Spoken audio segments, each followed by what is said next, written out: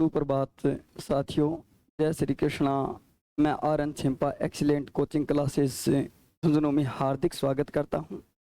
आज अपने जो व्याकरण का जो पहला टॉपिक रहेगा वर्ण विचार रहेगा। उस वर्ण विचार पर अपने आज विस्तारित रूप से अध्ययन करेंगे। मैं उम्मीद करता हूं, आशा करता हूं कि जो चीज़ें आपको पढ़ाई जाएगी वो आपको पूर्णतः याद रहेगी, स्थायी याद रहेगी। अपने सबसे पहले टॉपिक शुरू करते हैं वर्ण विचार। वर्ण विचार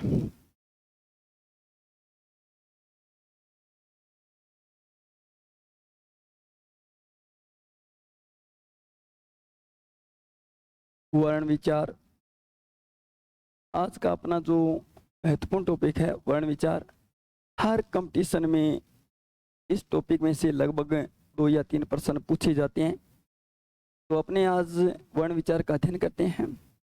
वर्ण विचार वर्ण विचार को पढ़ने से पहले हमें ये जानना जरूरी है कि वर्ण से अभिप्राय क्या है। वर्ण से अभिप्राय क्या है, सबसे पहले जानेंगे वर्ण से अभिप्राय क्या है। वर्ण वर्ण भाषा की वह सबसे छोटी इकाई, भाषा की वह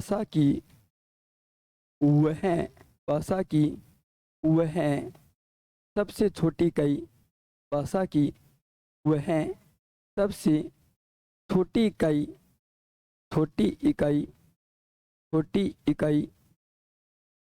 इकाई जिसके कोई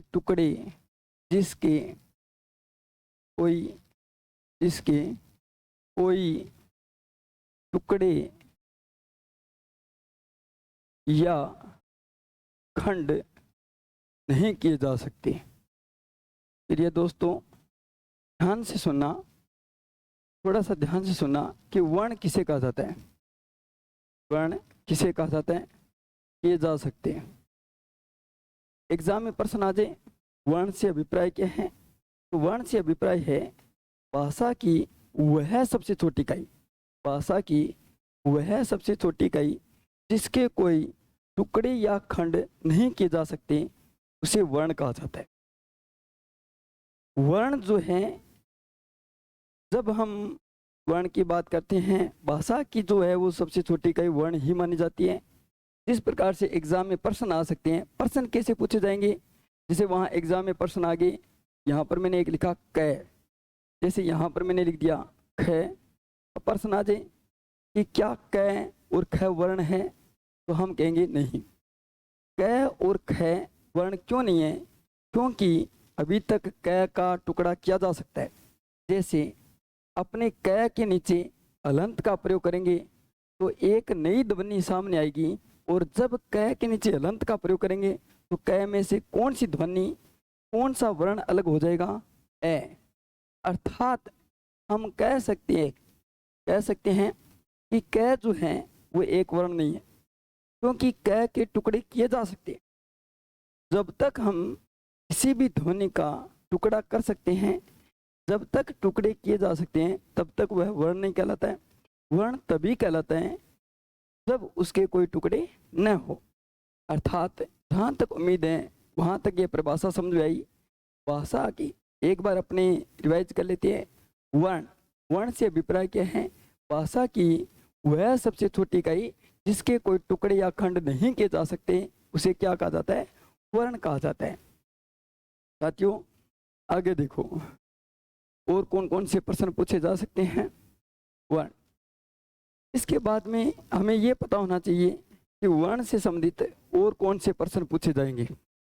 जैसे पहला जो प्रश्न है वो ये पूछा जाएगा कि भाषा की सबसे छोटी इकाई कौन सी है। प्रश्न आ जाए भाषा की सबसे छोटी इकाई कौन सी है। एग्जाम में यदि प्रश्न आ जाए कि भाषा की सबसे छोटी इकाई कौन सी है, भाषा की सबसे छोटी इकाई कौन सी है, तो अपने कौन सा उत्तर देंगे, वर्ण। यदि एग्जाम में प्रश्न आ जाए कि भाषा की सबसे छोटी इकाई कौन सी है, तो भाषा की सबसे छोटी इकाई कौन सी होती है, वर्ण होती है। भाषा की जो सबसे छोटी इकाई है वो वर्ण मानी जाती है। लेकिन अपने दिमाग में एक डाउट रहता है कि सर एग्जाम में ऑप्शन में, विकल्प में वर्ण या ध्वनि दोनों दे रखे हैं, तो हम कौन सा करेंगे? तो वर्ण और ध्वनि विकल्प में दोनों दे रखे हैं, तो हमें किस प्रकार से उत्तर करना है उनको समझना भी जरूरी है। आओ हम सबसे पहले ये समझते हैं कि ध्वनि और वर्ण में अंतर क्या है। ध्वनि और वर्ण में अंतर क्या है, पहले उनको समझते हैं, फिर अपने उस प्रश्न को आगे बढ़ते हैं। जैसे थोड़ा सा ध्यान रखना, यहाँ पर मैं लिख रहा हूँ, नोट करके इस बात को ग्रहण करना कि ध्वनि और वर्ण में अंतर क्या है। ध्वनि और वर्ण में अंतर क्या है? ध्वनि और वर्ण में, ध्वनि भी भाषा की सबसे छोटी इकाई है, वर्ण भी भाषा की सबसे छोटी इकाई है, तो फिर ध्वनि और वर्ण में अंतर क्या है, हम पहले उसको स्पष्ट कर लेते हैं। ये जानना जरूरी है कि ध्वनि और वर्ण में अंतर क्या है। ध्वनि, ध्वनि भाषा का उच्चरित रूप है। ध्वनि भाषा का उच्चरित रूप है। ध्वनि भाषा का उच्चरित रूप है। ध्वनि भाषा का उच्चरित रूप है। लेकिन वर्ण जो है वो भाषा का लिखित रूप है। भाषा का लिखित रूप है। दोनों में रात दिन का अंतर है। ध्वनि भी भाषा की सबसे छोटी इकाई है और वर्ण भी भाषा की सबसे छोटी इकाई है, लेकिन दोनों में अंतर क्या है? ध्वनि केवल भाषा का उच्चरित रूप है और वर्ण भाषा की वह सबसे छोटी इकाई है जिसको अपने लिखित रूप में प्रकट करती है। अर्थात ध्वनि को बोलकर प्रकट किया जाता है और वर्ण को लिखकर। इसको अपने उदाहरण के माध्यम से समझने की चेष्टा करते हैं। जैसे मैंने यहाँ पर ये क लिखा, इसके नीचे अनंत लगाया। यदि मैं इसको बोलकर प्रकट करता हूँ को, यदि मैं इसको बोलकर प्रकट करता हूँ तो ये तो ध्वनि है, और यदि मैं इस क को बच्चों को लिख कर दिखाता हूँ, यदि मैं बोलकर प्रकट करता हूँ तो ये ध्वनि है, लेकिन मैं इसको आप लोगों को लिख कर दिखाता हूँ, यदि किसी कॉपी में या जैसे अपने स्लेट हैं उसके ऊपर लिख कर दिखाता हूँ, तो वह ध्वनि नहीं मानी जाएगी, अपितु क्या मानी जाएगी? वर्ण मानी जाएगी। जहाँ तक उम्मीद है आपने इस बात को अच्छी तरह से ग्रहण किया है कि ध्वनि और वर्ण में क्या अंतर है। तो एक बार थोड़ा सा और बता देता हूँ कि ध्वनि भाषा का एक उच्चरित रूप है और वर्ण जो है वो भाषा का एक लिखित रूप है। अर्थात ध्वनि के लिखित रूप को ही क्या कहा जाता है?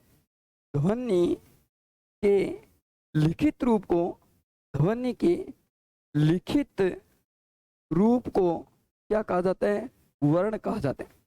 ध्वनि के लिखित रूप को क्या कहा जाता है? वर्ण कहा जाता है। ये थोड़ा सा बढ़िया तरीके से समझना। अब एक बार थोड़ा सा और रिवाइज कर लेते हैं अपने वर्ण विचार। यदि एग्जाम में प्रश्न आ जाए भाषा की सबसे छोटी इकाई कौन सी है, तो अपने कौन सी करेंगे? वर्ण करेंगे।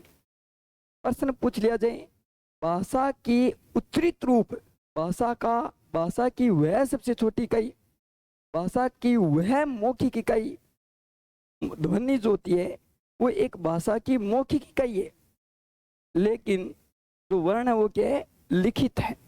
दोनों में सबसे बड़ा अंतर यही है। यदि एग्जाम में प्रश्न आ जाए भाषा जो मौखिक भाषा है, मौखिक भाषा की सबसे छोटी इकाई पूछे तो अपने ध्वनि करेंगे। मौखिक भाषा की सबसे छोटी इकाई पूछे तो क्या करेंगे? ध्वनि। लेकिन लिखित भाषा की सबसे छोटी इकाई पूछे तो क्या करेंगे? वर्ण। जहाँ तक उम्मीद है ध्वनि और वर्ण में आपको अंतर स्पष्ट हुए हैं। अब अपने आगे बढ़ते हैं, प्रश्न कैसे पूछे जाएंगे एग्जाम में उनको भी स्पष्ट करने की कोशिश करते हैं।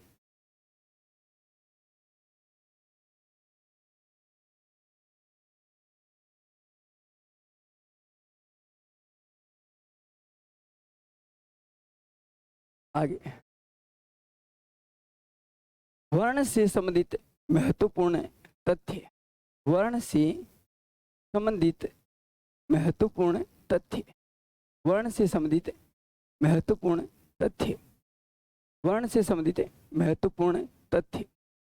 एग्जाम में कौन कौन से प्रश्न पूछे जा सकते हैं, उनसे संबंधित जितने प्रश्न हैं उन प्रश्नों को अपने जानने की कोशिश करते हैं। वर्ण से संबंधित महत्वपूर्ण तथ्य, कौन कौन से प्रश्न पूछे जा सकते हैं। प्रश्न आ जाए, लिखित भाषा की सबसे छोटी इकाई कौन सी।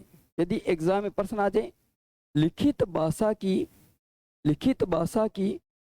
सबसे छोटी इकाई कौन सी है, लिखित भाषा की सबसे छोटी इकाई कौन सी है, लिखित भाषा की सबसे छोटी इकाई कौन सी है, तो साथियों कौन सी करेंगे, वर्ण करेंगे। कौन सी करेंगे, वर्ण। और प्रश्न आ जाए मौखिक भाषा की सबसे छोटी इकाई कौन सी है, मौखिक भाषा की सबसे छोटी इकाई कौन सी है, मौखिक भाषा की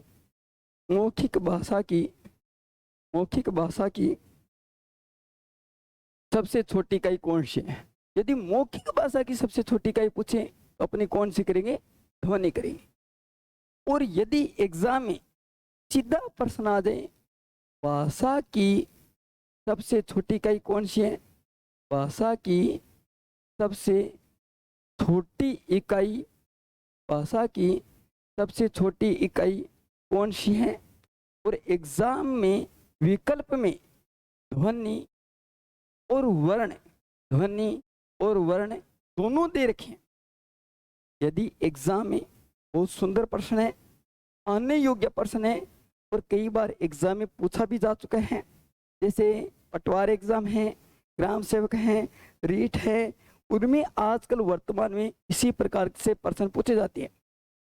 यदि एग्जाम में प्रश्न आ जाए भाषा की सबसे छोटी इकाई कौन सी है और विकल्प में ध्वनि और वर्ण दोनों दे रखे हैं और दोनों में से एक का चयन करना हो तो हम कौन सा करेंगे, उसको भी थोड़ा ध्यान से समझे। यदि दोनों का दे रखे हैं, विकल्प में दोनों दे रखे हैं, तो हम ध्वनि का चयन करने के बजाय हम ध्वनि का चयन नहीं करेंगे, पहले किसका चयन करेंगे, वर्ण का चयन करेंगे। पहले किसका चयन करेंगे, वर्ण का चयन करेंगे। ये थोड़ा सा बढ़िया तरीके से समझने की चेष्टा करना। इसके बाद में आगे जो प्रश्न आ सकते हैं वो प्रश्न आ सकते हैं कि वर्ण के भेद कितने होते हैं, वर्ण के भेद कितने होते हैं, वर्ण के भेद कितने होते हैं।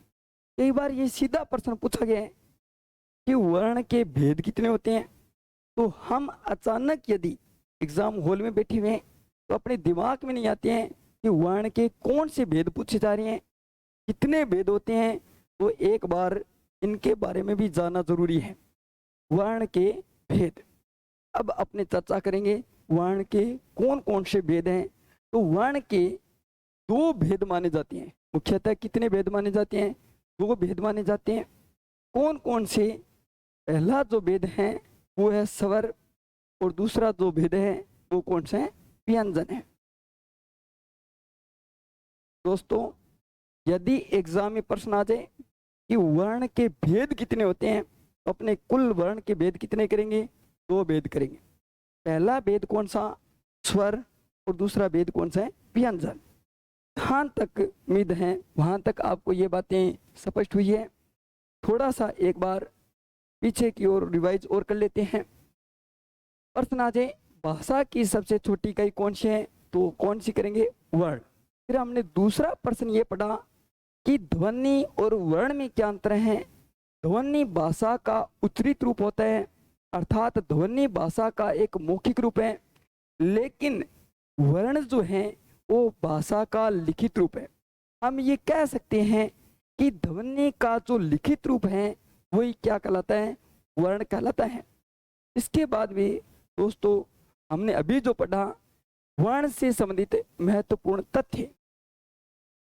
लिखित भाषा की सबसे छोटी इकाई पूछे तो आपको वर्ण करना है, मौखिक भाषा की सबसे छोटी इकाई पूछे तो ध्वनि करना है। भाषा की सबसे छोटी इकाई पूछे और विकल्प में दोनों ऑप्शन दे रखे हैं, ध्वनि और वर्ण, दोनों में से एक का चयन करना हो तो हम ध्वनि का चयन करने के बजाय किसका चयन करेंगे, वर्ण का चयन करेंगे। कोई किंतु परंतु नहीं है, इसमें कोई डाउट नहीं है। फिर प्रश्न ये भी कई बार पूछा गया है कि वर्ण के भेद कितने होते हैं, तो साथियों वर्ण के भेद कितने माने जाते हैं? दो ही भेद माने जाते हैं, एक तो स्वर और दूसरा व्यंजन। लेकिन वर्णों की गिनती में स्वर और व्यंजन तो आते ही आते हैं, लेकिन इनके अलावा अपने अन्य ध्वनियों की भी चर्चा करेंगे। जैसे अयोगवा ध्वनि है, उत्क्षिप्त और ताड़नजात हैं, उनकी भी आगे चर्चा करेंगे। लेकिन उन ध्वनियों की चर्चा करने से पहले आज हम पहले वर्ण के जो दो भेद हैं, कौन कौन से? स्वर और व्यंजन, हम तुलनात्मक अध्ययन करते हैं। क्योंकि जब हम तुलनात्मक अध्ययन करेंगे तो अपनी स्थिति स्पष्ट हो जाएगी कि स्वर में क्या अंतर है और व्यंजन में अंतर क्या है। तो आओ साथियों, पहले हम स्वर और व्यंजन में अंतर कर लेते हैं। जैसे स्वर और व्यंजन में अंतर, स्वर और व्यंजन में अंतर, स्वर और व्यंजन में अंतर, स्वर और व्यंजन में अंतर। मेरे प्रिय दोस्तों, इनको थोड़ा सा ध्यान से समझने की चेष्टा करना। यदि हम तुलनात्मक अध्ययन करेंगे तो कोई भी पर्सन जो है वो अपना डाउट नहीं रहेगा, एक एक चीज हमारी स्पष्ट होती जाएगी। कई बार प्रश्न पूछ लिया जाता है, स्वर और व्यंजन में अंतर करके भी पूछ लिया जाता है कि स्वर से क्या अभिप्राय है, व्यंजन से क्या अभिप्राय है। एग्जाम में ऐसे प्रश्न भी पूछे गए हैं। अतः हम प्रयास करेंगे, उन प्रश्नों को भी हल करने की चेष्टा करेंगे। आओ हम उस पर चर्चा करते हैं। स्वर, स्वर और व्यंजन में पहला जो अंतर है वो ये अंतर है कि स्वर को संस्कृत में, स्वर को संस्कृत में अच कहा जाता है। स्वर को संस्कृत में क्या कहा जाता है? अच कहा जाता है। स्वर को संस्कृत में क्या कहा जाता है? अच कहा जाता है। और व्यंजन को संस्कृत में, और व्यंजन को संस्कृत में क्या कहा जाता है? हल कहा जाता है। तो साथियों थोड़ा सा अंतर समझने की चेष्टा करना। हो सकता है कि एग्जाम में प्रश्न आ जाए कि स्वर को संस्कृत में क्या कहा जाता है, तो स्वर को संस्कृत में क्या कहा जाता है? अच कहा जाता है। और व्यंजन को संस्कृत में क्या कहा जाता है? हल कहा जाता है। दूसरा अंतर जानने की कोशिश करते हैं। स्वर जो है वो एक स्वतंत्र इकाई है, लेकिन जो व्यंजन है वो एक स्वतंत्र इकाई नहीं है। व्यंजन एक स्वतंत्र इकाई नहीं है। थोड़ा सा ध्यान देना, मैं ये कह रहा हूँ स्वतंत्र इकाई नहीं है। देखो, पहला स्वर और व्यंजन में पहला जो अंतर है वो कौन सा है? स्वर को संस्कृत में अच कहा जाता है, व्यंजन को संस्कृत में क्या कहा जाता है? हल कहा जाता है। और स्वर जो है वो एक स्वतंत्र इकाई है और व्यंजन जो है वो एक स्वतंत्र इकाई नहीं है। मेरे कहने का अभिप्राय ये है, स्वतंत्र शब्द से अभिप्राय क्या है कि जब हम स्वरों का उच्चारण करते हैं, जब हम स्वरों का उच्चारण करते हैं, स्वरों का उच्चारण करने पर वायु फेफड़ों से उठने के बाद निर्बाध गति से वाग्यंत्र, वाग्यंत्र कहा जाता है, जिन यंत्रों से हम ध्वनियों का उच्चारण करते हैं। दोबारा सुनना साथियों कि वे ध्वनियां, स्वर से अभिप्राय क्या है?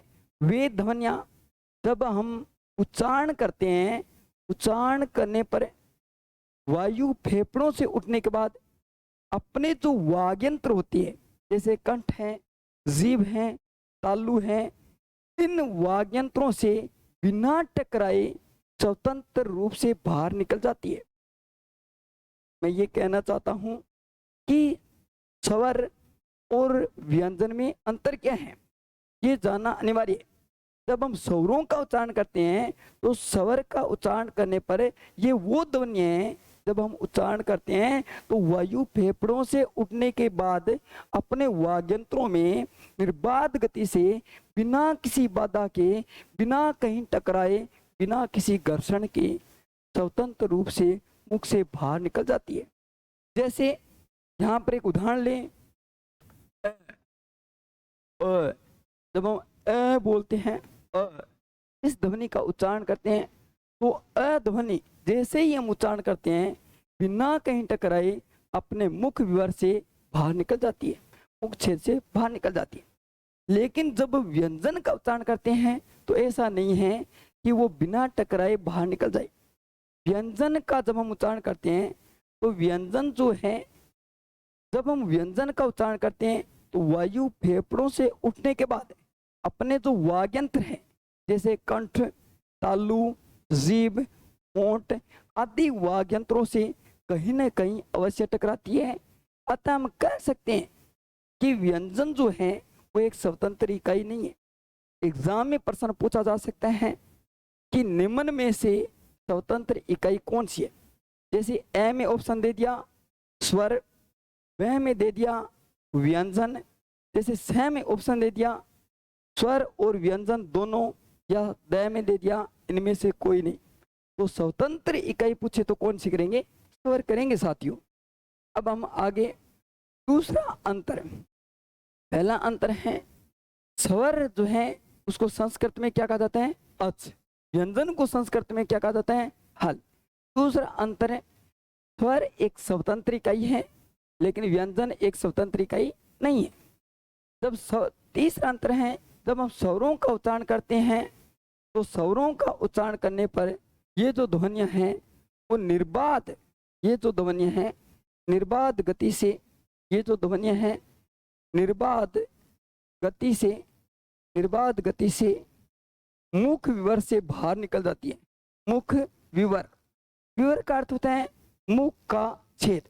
विवर का अर्थ क्या होता है, मुंह का छेद।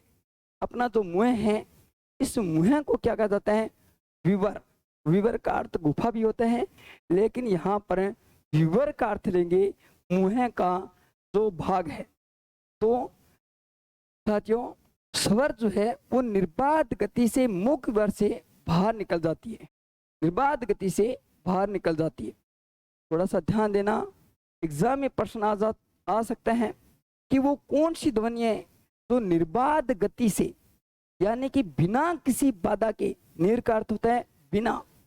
एग्जाम में प्रश्न आ सकता है कि निर्बाध की कौन सी ऐसी ध्वनि है जो निर्बाध गति से बिना किसी बाधा के अपने मुख विवर से बाहर निकल जाती है। तो आपका उत्तर क्या रहेगा, स्वर। क्या रहेगा, स्वर। प्रश्न आ सकता है कि यदि, तो फिर व्यंजन क्या है। व्यंजन जब हम इन ध्वनियों का उच्चारण करते हैं तो ये ध्वनियां, इन ध्वनियों को उच्चारण करने पर अपने मुख विवर में कहीं ना कहीं बाधा उत्पन्न होती है, कहीं ना कहीं बाधा उत्पन्न जरूर होती है। प्रश्न आ सकता है कि वे कौन सी ध्वनि है जब हम उनका उच्चारण करते हैं तो अपने मुख में, अपने वाग्यंत्रों में कहीं ना कहीं बाधा उत्पन्न होती है। तो हमारा उत्तर क्या रहेगा, व्यंजन। थोड़ा सा बढ़िया तरीके से समझने की चेष्टा करना, क्योंकि यहाँ पर प्रत्येक पंक्ति में, हर एक पंक्ति में प्रश्न बनने जा रहे हैं और सभी पंक्ति अपने आप में महत्वपूर्ण हैं और इनको ग्रहण करने की चेष्टा करना। और मुझे उम्मीद है, आशा है कि आप हर एक चीज को अच्छी तरह से समझ पाएंगे। आगे बढ़ते हैं।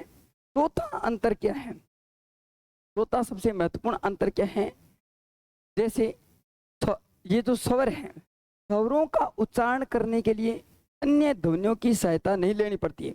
अब जो मैं अंतर बताने जा रहा हूँ यह अंतर भी बहुत महत्वपूर्ण है। अब जिस अंतर की बात करें हैं यह अंतर भी अति महत्वपूर्ण है, इनको भी समझने की चेष्टा करना। प्रश्न आ सकता है कि वे कौन सी ध्वनियां हैं जिनका उच्चारण करने के लिए अन्य ध्वनियों की सहायता नहीं लेनी पड़ती है। तो जब हम स्वरों का उच्चारण करते हैं तो स्वरों का उच्चारण करने के लिए अन्य ध्वनियों की सहायता नहीं ली जाती है, लेकिन जब हम व्यंजन का उच्चारण करते हैं तो व्यंजनों का उच्चारण करने के लिए अन्य ध्वनियों की सहायता लेनी पड़ती है। एक बार फिर से मैं बताने की कोशिश कर रहा हूं। जब हम स्वर का उच्चारण करते हैं, जब हम स्वर का उच्चारण करते हैं तो स्वरों का उच्चारण करने पर अन्य ध्वनियों की सहायता नहीं ली जाती है, लेकिन जब हम व्यंजनों का उच्चारण करते हैं तो अन्य ध्वनियों की सहायता लेनी पड़ती है। इस बात को इस प्रकार से हम स्पष्ट कर सकते हैं। आगे समझने की चेष्टा करना किस प्रकार से, तो थोड़ा सा ध्यान रखना। स्वरों का उच्चारण करने के लिए, स्वरों का उच्चारण करने के लिए अन्य ध्वनियों की जरूरत नहीं पड़ती है, अन्य ध्वनियों की सहायता नहीं ली जाती है, अन्य ध्वनियों की सहायता नहीं ली जाती है, सहायता नहीं ली जाती है, ली जाती है। लेकिन व्यंजन का उच्चारण करने के लिए, लेकिन व्यंजनों का उच्चारण करने के लिए, व्यंजनों का उच्चारण करने के लिए, व्यंजनों का उच्चारण करने के लिए अन्य ध्वनियों की सहायता लेनी पड़ती है, अन्य ध्वनियों की सहायता लेनी पड़ती है, अन्य ध्वनियों की सहायता लेनी पड़ती है, अन्य ध्वनियों की सहायता लेनी पड़ती है। और साथियों, इस बात को हम समझने की चेष्टा करते हैं। जैसे हम एक उदाहरण लेते हैं, हम एक उदाहरण लेते हैं, जैसे अ। अब अ ध्वनि का उच्चारण करने के लिए अन्य ध्वनियों की सहायता नहीं लेनी पड़ेगी, क्योंकि अ जो है वो एक स्वतंत्र इकाई है।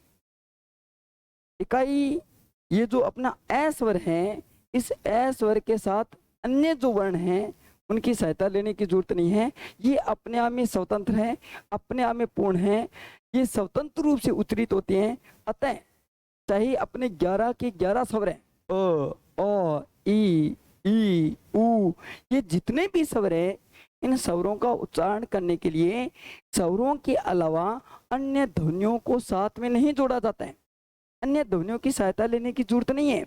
ये अपने आप में क्या है, अलग से इनका उच्चारण किया जा सकता है। लेकिन जब हम व्यंजनों का उच्चारण करते हैं, जैसे अपने एक उदाहरण लें क, जब हम क का उच्चारण करेंगे तो क का उच्चारण करने के लिए इसमें एक व्यंजन तो है ही है, लेकिन क का उच्चारण करेंगे तो उसके साथ साथ ए स्वर की भी हमने सहायता ली है। जैसे यदि हम क के नीचे हलंत लगाएंगे तो क तो अलग हो जाएगा, और इस क के क में, इस क में कौन सा स्वर है साथियों, ए। अर्थात इस क का उच्चारण करने के लिए हमने किसकी सहायता ली थी, ए की सहायता ली है। अतः हम कह सकते हैं कि जो स्वर होते हैं, स्वरों का उच्चारण करने के लिए अन्य ध्वनियों की सहायता नहीं लेनी पड़ती, लेकिन व्यंजनों का उच्चारण करने के लिए अन्य ध्वनियों की सहायता लेनी पड़ती है। जहाँ तक उम्मीद है वहाँ तक ये बात आपको स्पष्ट हुई है। एक बार स्वर और व्यंजन के अंतर को एक बार थोड़ी सी और नजर अपने, जैसे स्वर है, स्वर को संस्कृत में क्या कहा जाता है, अच। व्यंजन को संस्कृत में क्या कहा जाता है, हल। स्वर जो होते हैं वो स्वतंत्र होते हैं, लेकिन व्यंजन जो है वो एक स्वतंत्र इकाई नहीं है। स्वर जो है वो निर्बाध गति से, अर्थात बिना किसी बाधा के उत्पन्न होते हैं, लेकिन व्यंजन जो है, जब हम व्यंजनों का उच्चारण करते हैं तो अपने मुख विवर में कहीं ना कहीं बाधा उत्पन्न होती है, कहीं ना कहीं बाधा उत्पन्न अवश्य होती है। चौथा जो मैंने अंतर बताए हैं, स्वरों का उच्चारण करने के लिए अन्य ध्वनियों की सहायता नहीं ली जाती है, लेकिन व्यंजनों का उच्चारण करने के लिए अन्य ध्वनियों की सहायता लेनी पड़ती है। तो आप आज हमने इनके बारे में अंतर भी समझे हैं कि स्वर और व्यंजन में अंतर क्या है। आगे हम सबसे पहले जो चर्चा करेंगे आज, इन दोनों भेदों में से, वर्ण के दो भेद होते हैं, एक स्वर और दूसरा कौन सा है, व्यंजन। अब हम सबसे पहले स्वर को समझने की चेष्टा करेंगे कि अपनी देवनागरी लिपि में स्वरों की संख्या कितनी है, उन स्वरों में से कौन कौन से प्रश्न महत्वपूर्ण बनते हैं, स्वरों के किस प्रकार से वर्गीकरण किया गया है, और हम उनके बारे में जानने की कोशिश करते हैं। बढ़िया तरीके से समझने की चेष्टा करना। देखो, स्वर, सबसे पहले स्वर का हम वर्णन करेंगे। प्रश्न आ जाए कि देवनागरी लिपि में, देवनागरी लिपि में, देवनागरी लिपि में, देवनागरी लिपि में अर्थात हिंदी भाषा में, हिंदी भाषा में, देवनागरी लिपि हिंदी भाषा में स्वरों की संख्या कितनी है। पहला प्रश्न कई बार पूछा जाता है, देवनागरी लिपि हिंदी भाषा में स्वरों की संख्या कितनी है। यदि प्रश्न आ जाए देवनागरी लिपि में हिंदी भाषा में स्वरों की संख्या कितनी है? तो साथियों हम कितनी करेंगे? 11 स्वरों की संख्या। यदि प्रश्न आ जाए देवनागरी लिपि में स्वरों की संख्या कितनी है, तो हम कुल कितनी करेंगे? 11। यह प्रश्न तो लगभग सभी को पता है कि देवनागरी लिपि में अपना जो मानकीकृत रूप है हिंदी व्याकरण का, उस मानकीकृत रूप में 11 स्वरों को स्वीकार किया गया। यदि एग्जाम में प्रश्न आ जाए, कई बार एग्जाम में पूछा गया है कि देवनागरी लिपि में हिंदी भाषा में स्वरों की संख्या कितनी है, तो हम कुल कितनी करेंगे? 11 करेंगे। 11 करेंगे। थोड़ा सा ध्यान रखना बढ़िया तरीके से, 11 है। अब ये जो 11 स्वर हैं, ये कौन कौन से हैं उनके बारे में जानने की कोशिश करते हैं। ये 11 स्वर है ए, इसके अलावा आ, ई, बड़ी ई, ऊ के बाद में बड़ा ऊ, बड़े ऊ के बाद में कई बार एग्जाम में ये भी प्रश्न पूछा गया कि ऊ के बाद में किस ध्वनि का प्रयोग किया जाता है, ऊ के बाद में कौन सी ध्वनि आती है। तो थोड़ा सा ध्यान रखना साथियों, इस बड़े ऊ के बाद में जो महत्वपूर्ण ध्वनि है वो है री, जिनको हिंदी में स्वीकार किया गया है। ये जो री है वो संस्कृत भाषा से ली गई है, लेकिन हिंदी ने 11 स्वरों में इसको अपना रखा है, 11 स्वरों की गिनती में इसको स्वीकार कर रखा है। अतः यदि प्रश्न आ जाए कि क्या देवनागरी लिपि में री स्वर को स्वीकार किया गया है, तो हमारा उत्तर रहेगा हाँ। और प्रश्न आ जाए कि री स्वर किस भाषा से लिया गया है, तो मुख्यतः ये हिंदी भाषा का न होकर किस भाषा का है? संस्कृत भाषा का है, जिसकी हम आगे चर्चा करेंगे। अब देखो, री के बाद में कौन सा स्वर है? ए के बाद में आई के बाद में ओ के बाद में औ। तो साथियों देवनागरी लिपि में हिंदी भाषा में स्वरों की संख्या कितनी है? 11 है। कौन कौन सी है? ए, आ, ई, ऊ के बाद में री, ए, आई, ओ, औ। एक बार फिर से दोहराने की चेष्टा करते हैं। 11 स्वर कौन कौन से हैं? ए, आ, ई, ऊ, री, ए, आई, ओ, औ। तो अपने कुल स्वर कितने हो गए? 11 स्वर हो गए। अब हमारे मन में ये प्रश्न चल रहा है कि सर ये 11 स्वर तो हैं, लेकिन इनके अलावा तो और भी ध्वनियां हैं। और साथियों हम उन 2 ध्वनियों की और चर्चा करते हैं। वे 2 ध्वनियां कौन सी हैं जो स्वर के अंतर्गत नहीं गिनी जाती है, लेकिन जब हम छोटी कक्षाओं में बच्चों को पढ़ाते हैं तो उन 2 स्वरों को साथ में लिखा जाता है। वो कौन से हैं? एक तो अपने अंग और दूसरा कौन सा है? ए है। अंग ए है। इनको क्रमशः अनुस्वार अनुस्वार अनुस्वार जिसका चिन्ह है ये अनुस्वार अनुस्वार अनुस्वार अनुस्वार और विसर्ग कहा जाता है। अनुस्वार और विसर्ग। तो दोस्तों ये जो अनुस्वार और जो विसर्ग है इनको स्वरों में नहीं गिना जाता है, इनको स्वरों में नहीं गिना जाता है। तो आपका प्रश्न रहेगा कि सर जब ये स्वर नहीं है तो इनको किस नाम से पुकारा जाता है? अंग अ है, अर्थात अनुस्वार और जो विसर्ग हैं इनको न तो स्वर में गिना जाता है और न ही व्यंजन में। वर्णों की गिनती में जरूर होता है, वर्णों में जरूर गिना जाता है, लेकिन इनको स्वर और व्यंजन में नहीं गिना जाता है। तो इनका नाम क्या रखा गया है?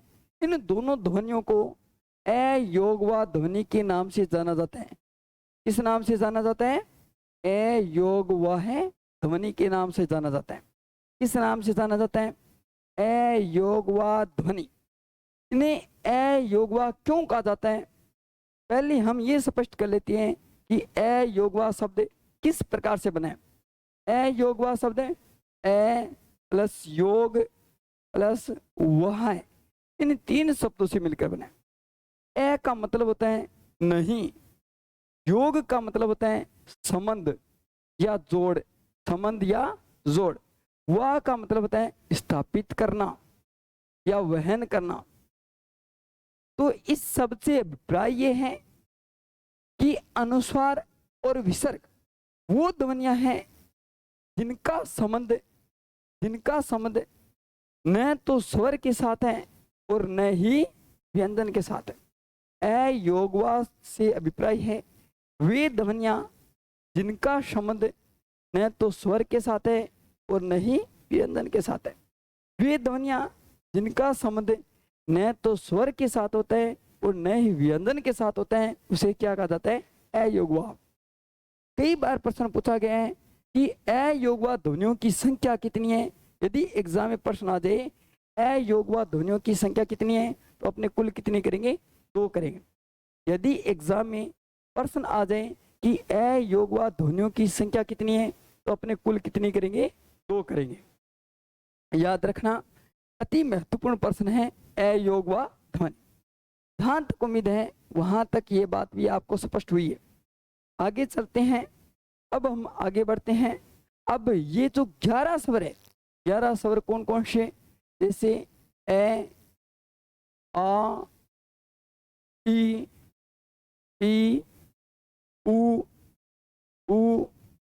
इसके बाद में कौन सा स्वर बताया था मैंने आपको? री के बाद में ए, आई, ओ, औ। इन 11 स्वरों में से कौन कौन से महत्वपूर्ण प्रश्न बनते हैं और हम उन महत्वपूर्ण प्रश्नों को करने की चेष्टा करते हैं। सबसे पहले मैं आपको ये बता रहा हूँ, स्वरों का वर्गीकरण करने से पहले हमें ये जानना जरूरी है कि इन 11 स्वरों में से संबंधित इन 11 स्वरों में से कौन कौन से प्रश्न पूछे जाते हैं। हम उन प्रश्नों का अध्ययन करने की चेष्टा करते हैं। सबसे पहले वर्गीकरण पढ़ने से पहले हमें ये जानना जरूरी है कि ये 11 स्वरों में से कौन कौन से महत्वपूर्ण प्रश्न पूछे जाते हैं। इन 11 स्वरों में से कौन कौन से महत्वपूर्ण प्रश्न बनते हैं। तो आओ साथियों, महत्वपूर्ण तथ्य हैं उनके बारे में चर्चा करते हैं। इन 11 स्वरों में से पहला जो प्रश्न पूछा जाता है वो ये पूछा जा सकता है कि मूल स्वरों की संख्या कितनी। एग्जाम में प्रश्न आ जाए कि मूल स्वरों की संख्या कितनी है, तो मूल स्वरों की संख्या कितनी करेंगे? 4 करेंगे। मूल स्वरों की संख्या कितनी करेंगे? 4 करेंगे। ये 4 स्वर कौन कौन से हैं? ए, ई, उ और री। वे स्वर मूल स्वर कौन से होते हैं? वे स्वर जिनमें केवल एक ही मात्रा का प्रयोग किया जाता है, और जिनमें एक ही मात्रा का प्रयोग करते हैं उसे क्या कहा जाता है? मूल स्वर। यदि एग्जाम में प्रश्न में पूछ लिया जाए कि मूल स्वरों की संख्या कितनी है, तो मूल स्वरों की कुल संख्या कितनी बताएंगे? 4 बताएंगे। 4 कौन कौन सी हैं? ए, ई, उ और कौन सी? री। इसके बाद में इन 11 स्वरों से संबंधित दूसरा प्रश्न कौन सा बन सकता है? प्रश्न आ सकता है एग्जाम में, कई बार पूछा भी गया है कि दीर्घ स्वरों की संख्या कितनी। तो साथियों ध्यान रखना, दीर्घ स्वरों की संख्या पूछें तो आप कितनी करोगे? 7 करोगे। यदि एग्जाम में प्रश्न पूछ लिया जाए कि दीर्घ स्वरों की संख्या कितनी है, तो आप कितनी करोगे? 7 करोगे। यदि दीर्घ स्वरों की संख्या पूछे तो कितनी करेंगे? 7 करेंगे। दीर्घ कौन से स्वर दीर्घ हैं? वे स्वर जिनमें 2 मात्राओं का समय लगता है, जिनमें 2 मात्राएं हैं उनको हम क्या कहते हैं? दीर्घ स्वर कहते हैं। 2 मात्रा वाले कौन कौन से स्वर हैं? जैसे अपने कह सकते हैं आ, बड़ी ई, बड़ा उ, ए, आई, ओ, औ। ए, आई, ओ, औ कौन से हो जाएंगे? ए। इसमें अपने दीर्घ स्वरों की संख्या कितनी करेंगे? 7।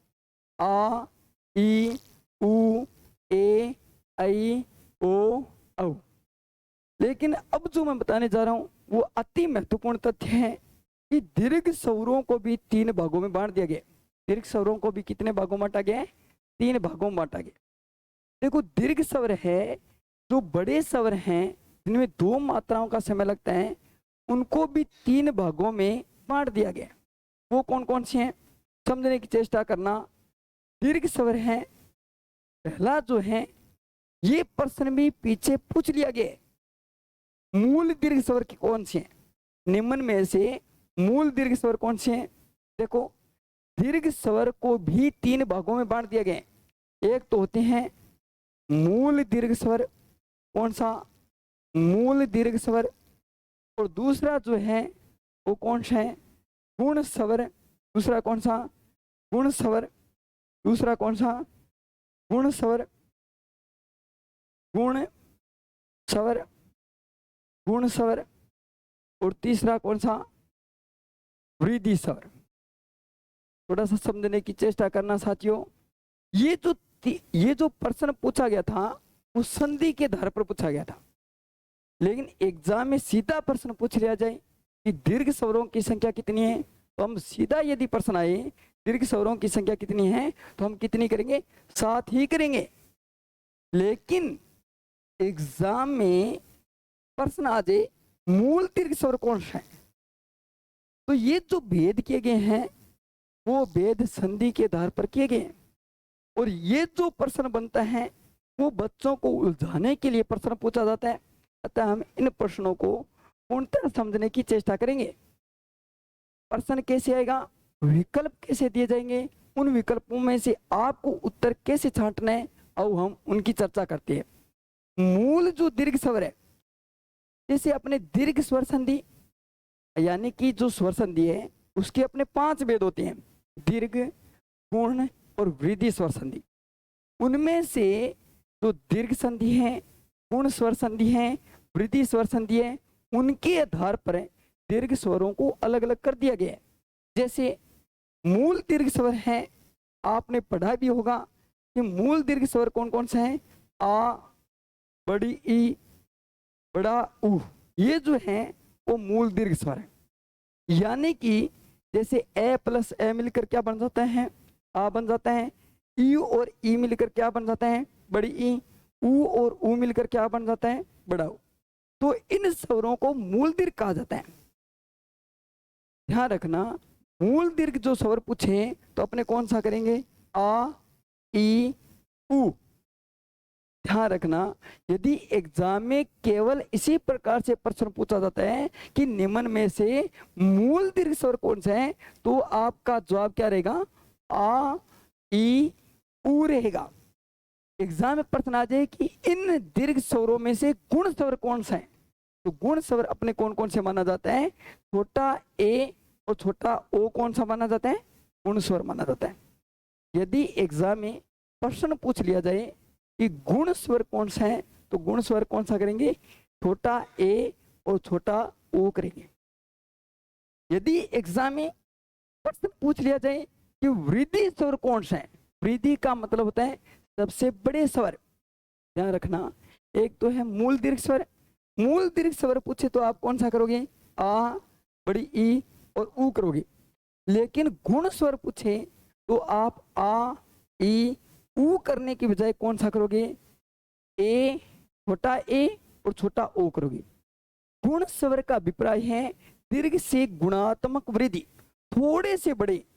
तो दीर्घ स्वर से थोड़े से बड़े जो स्वर हैं उनको क्या कहा जाता है, गुण स्वर कहा जाता है।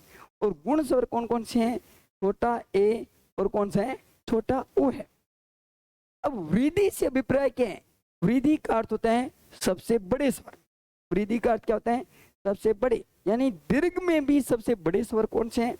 यदि एग्जाम में प्रश्न आ जाए तो सबसे बड़े कौन से हैं, तो कौन से स्वर करेंगे, आई और कौन सा करेंगे, औ। साथियों, जहां तक उम्मीद है वहां तक ये बात आपको समझ में आई है। एक बार फिर से मैं इनको दोहराने की चेष्टा करता हूं। यदि एग्जाम में प्रश्न आ जाए कि देवनागरी लिपि में स्वरों की कुल संख्या कितनी है, तो अपने कितनी करेंगे, 11। कौन कौन सी, ए, अ, ई, उ, री, ए, आई, ओ, औ। अब हम पढ़ रहे थे महत्वपूर्ण तथ्य। इन 11 स्वरों में से प्रश्न कौन कौन से पूछे जाते हैं। यदि प्रश्न पूछ लिया जाए मूल स्वर कितने हैं, तो अपने कितने करेंगे, 4। 4 कौन कौन से बताए थे, ए, ई, ऊ और कौन सा, री। दीर्घ स्वरों की संख्या पूछे तो अपने कितनी करेंगे, 7, आ, ई, ऊ, ए, ऐ, ओ, औ। लेकिन आगे मैंने ये बताया है कि इस दीर्घ स्वर को भी कितने भागों में बांट दिया गया है, 3। कौन कौन से, मूल दीर्घ, गुण स्वर और वृद्धि स्वर। प्रश्न आ जाए दीर्घ स्वरों को कितने भागों में बांटा गया है, तो 3 भागों में, मूल दीर्घ, गुण स्वर और कौन से, वृद्धि स्वर। अब थोड़ा सा अपने और ध्यान देते हैं, अंतिम प्रश्न जो है उस पर अपने और चर्चा कर लेते हैं। लाए और प्रश्न कैसे बनेंगे, जैसे एग्जाम में प्रश्न आ जाए, इन 11 स्वरों में से एक प्रश्न आ सकता है कि संयुक्त स्वरों की संख्या कितनी है। तो संयुक्त स्वरों की संख्या अपने कितनी करेंगे, 4। कौन कौन सी, ए, ऐ, ओ, औ। साथियों यदि एग्जाम में प्रश्न आ जाए कि संयुक्त स्वरों की संख्या कितनी है, तो संयुक्त स्वरों की संख्या पूछे तो अपने कितने करेंगे, 4। कौन कौन सी, ए, ऐ, ओ, औ। संयुक्त से अभिप्राय है वे स्वर जो 2 अलग अलग स्वरों से मिलकर बने। जैसे ए, छोटा ए किससे मिलकर बना है, जैसे ए है वो किन 2 अलग अलग स्वरों से मिलकर बना है, ए प्लस ई से। 2 अलग अलग स्वरों से जो मिलकर बने हैं उन्हें क्या कहा जाता है, संयुक्त स्वर। अतः एग्जाम में प्रश्न आ जाए संयुक्त स्वरों की संख्या कितनी है, तो अपने कितने करेंगे, 4 करेंगे। कौन कौन से, ए, ऐ, ओ, औ। इन्हीं संयुक्त स्वरों को संध्याक्षर स्वरों के नाम से भी जाना जाता है। किस नाम से जाना जाता है, संध्याक्षर स्वरों के नाम से। यदि एग्जाम में प्रश्न आ जाए कि संध्याक्षर स्वरों की संख्या कितनी है, तो संध्याक्षर स्वरों की संख्या भी कितनी करेंगे, 4। और कौन कौन से हैं, जो ए, ऐ, ओ, औ। ये जो ऊपर दे रखे हैं, ए, जैसे ए, कौन कौन से, ए, ऐ, ओ, औ। इन चारों को ही क्या कहा जाता है, संध्याक्षर स्वर भी कहा जाता है। संध्याक्षर स्वर क्यों कहा जाता है, क्योंकि जिस प्रकार से संधि में 2 अलग अलग ध्वनियों को मिलाने से ध्वनि परिवर्तित हो जाता है, और यदि ध्वनि परिवर्तन हो जाए उसे संधि कहा जाता है। जिस प्रकार से संधि में 2 वर्णों को मिलाने से विकार उत्पन्न होता है, परिवर्तन होता है, उसी प्रकार से इन 4 स्वरों में अलग अलग ध्वनियों को मिलाने पर एक नए वर्ण का निर्माण हुआ है, इसलिए इनका क्या नाम रखा गया है, संध्याक्षर स्वर भी रखा गया। और अंतिम प्रश्न जो है वो ये बनता है, कई बार एग्जाम में प्रश्न पूछ लिया गया है कि री किस भाषा से लिया गया है। यदि एग्जाम में प्रश्न आ जाए कि निम्न में से इन 11 स्वरों में से कौन सा स्वर है जो संस्कृत भाषा से लिया गया है, तो संस्कृत भाषा से कौन सा लिया गया है, री लिया गया। प्रश्न ये भी आ सकता है री जो है वो संस्कृत भाषा से लिया गया। प्रश्न ये भी पूछा जा सकता है कि री किन 2 ध्वनियों से मिलकर बना है, किन 2 ध्वनियों से मिलकर बना है।